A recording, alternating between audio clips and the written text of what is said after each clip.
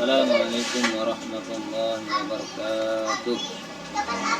Alhamdulillah wassalatu wassalamu ala Rasulillah wa ala alihi wa sahbihi wa wala. La haula wala quwwata illa billah amma ba'du.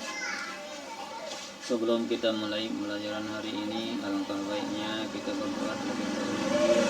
Semoga pelajaran pada hari ini diberikan pembelajaran dan juga diberikan kemampuan untuk menghindar dari doa yang mulai.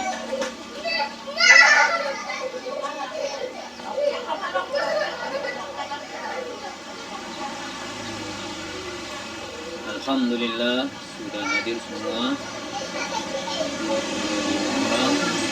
Baiklah, langsung saja.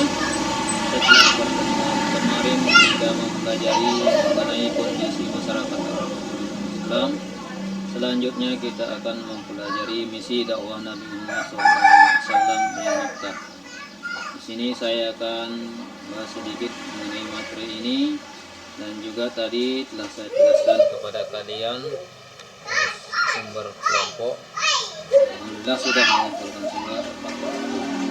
Jadi pembahasan yang pertama mengenai permulaan dakwah Nabi Muhammad SAW.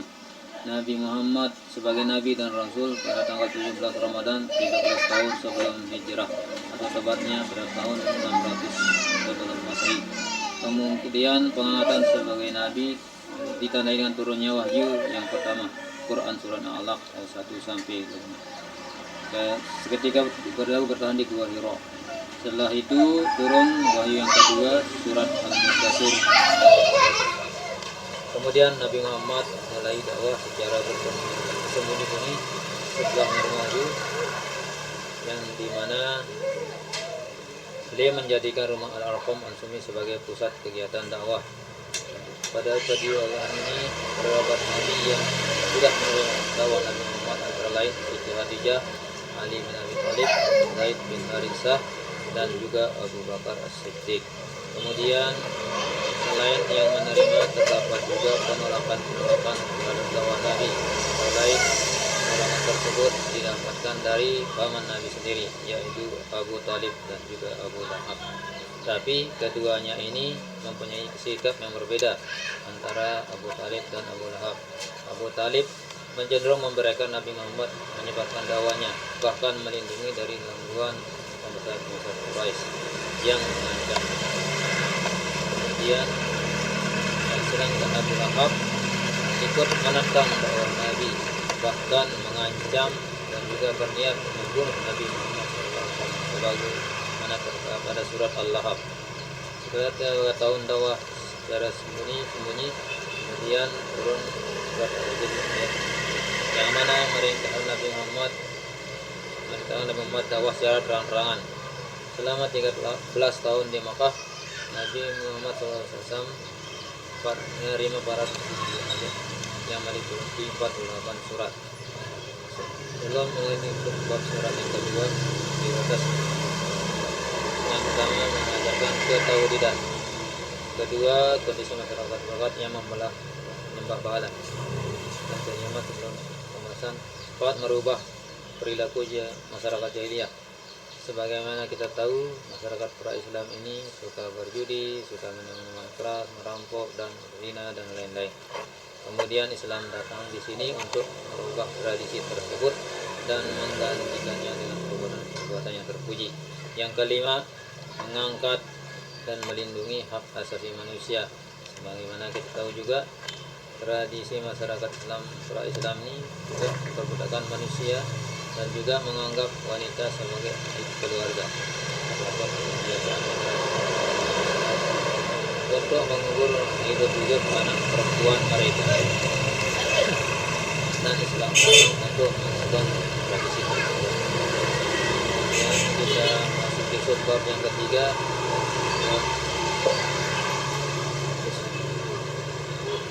Pada umumnya masyarakat kafir Quraisy tidak senang menerima keadaan Islam. Kemudian tokoh kafir Quraisy ini bahkan menyebarkan isu-isu yang tidak benar pada agama Islam. Salah satunya yaitu Abu Lahab yang selalu menentang dakwah Nabi. Kemudian Abu Thalib mendapat ancaman dari kafir Quraisy, dan akhirnya Abu Thalib terpaksa mengambil Nabi, tapi orang kafir Quraisy tidak berani mengambil tindakan untuk berlangsung dengan Nabi untuk memintanya agar berhenti berdakwah, karena mereka masih memandang posisi sosial pamannya yaitu Abu Thalib. Tetapi mereka, para pembesar kafir Quraisy, berani mengambil tindakan terhadap keluarga atau sahabat Nabi, yang diantaranya Bilal bin Rabah, Yasir, Amr bin Yasir, Sumayyah, dan lain-lain. Kemudian faktor yang menyebabkan kafir Quraisy menolak ajaran Islam yaitu ketakutan kehilangan kekuasaan, kemudian ketakutan hilangnya status sosial, dan yang ketiga ketakutan akan hilangnya keragaman Bandung. Sebagaimana kita tahu, masyarakat orang Islam ini menyembah berhala. Di sana pada Bandung itu bisa dikatakan berkembang. Kemudian Islam mesti datang untuk merubah agar mereka tidak menyembah berhala, maka mereka takut, pedangan takut mereka menjadi tidak berkembang lagi. Selanjutnya kita masuk ke sub yang keempat mengenai tantangan dan rintangan yang dihadapi Nabi Muhammad SAW di Makkah. Yang pertama, penghinaan, ancaman, dan hinaan terhadap Rasulullah.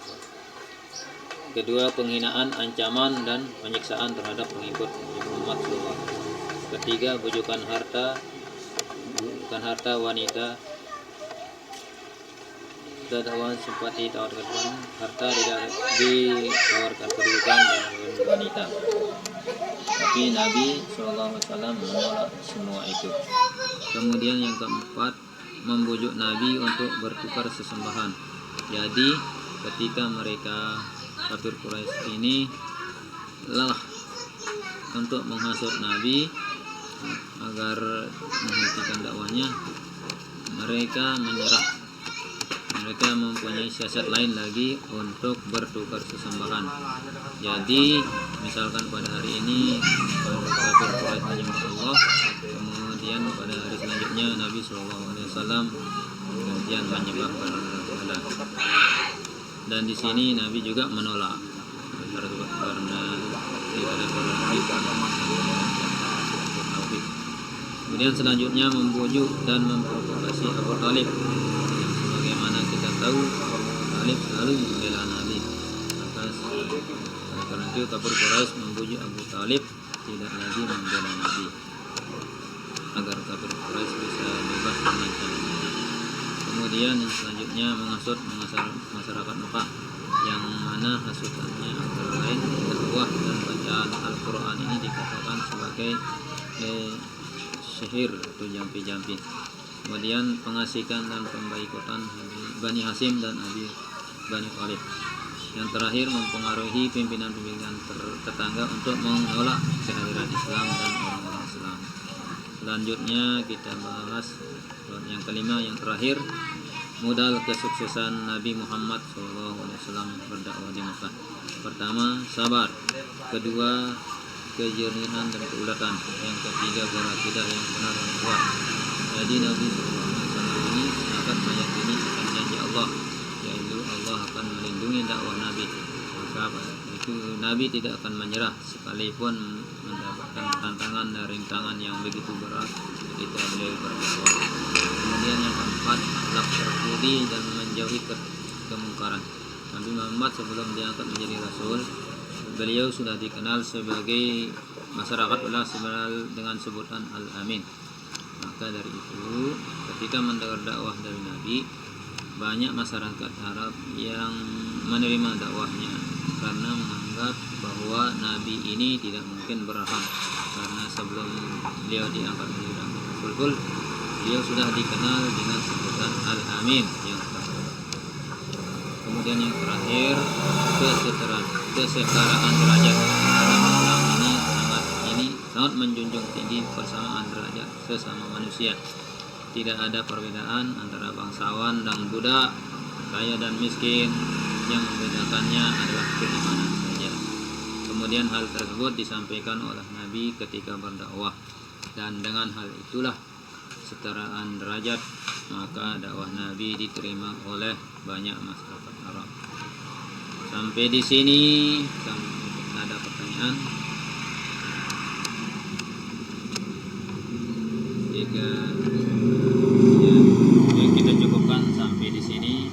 Pada pertemuan minggu depan kita akan membahas mengenai pola dakwah Nabi Muhammad SAW di Makkah. Baik, sebelum kita tutup pertemuan pada hari ini, kita tutup sama-sama dengan membaca doa kepada Nabi.